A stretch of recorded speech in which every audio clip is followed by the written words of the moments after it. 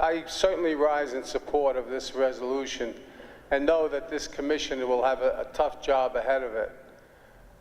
But we can't run from what nobody seems to want to mention, gig economy.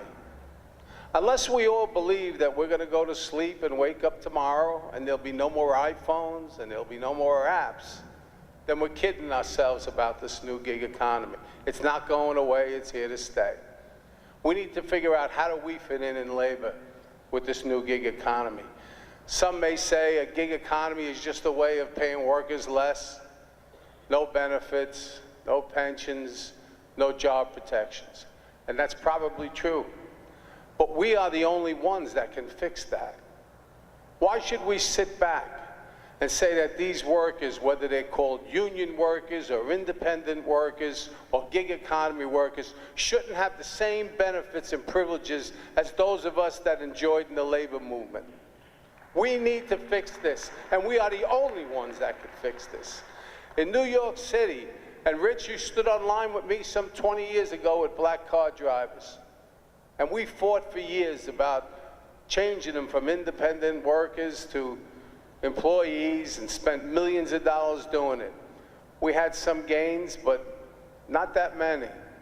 And while we fought and spent millions in dollars, the workers weren't getting anything. We stood out there and fought every day. Well, the Machinists Union decided we're not going to do that in two sectors. One with the lobstermen in Maine. We decided to get together with a group of owners who needed some help, who needed some legislative power, and we were able to do it. And now we have union lobsters, delivered union, picked up union. We kicked Federal Express out of there the minute we negotiated the union lobstermen and put United Parcel Service in there. So the lobster is union from the time it's touched to the time it gets to your door.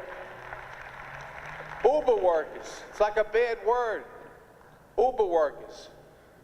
Why shouldn't we help these workers? It's like they got the plague because they're called gig economy or app rideshare employees, or not employees, independent workers. Well, we in the Machinists Union decided not to do that. And of course, there's some criticism even from within our own group. People are not believers. What can you do? Well, we decided to start an independent drivers guild. We could have decided to spend millions and millions of dollars and fight in courts and get it tied up in courts, but I did that with you 20 years ago. We decided we're not going to do that again. Instead, we're going to stick up and work for the rights of workers and workers' families. 60,000 Uber drivers in New York City now have a voice at the table. Grievance procedures.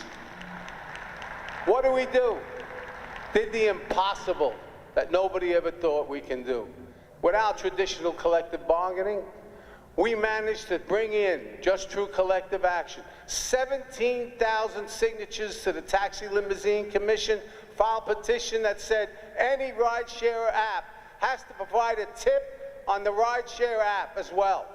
And we won that issue and put $350 million back in the pockets of Uber drivers in New York City.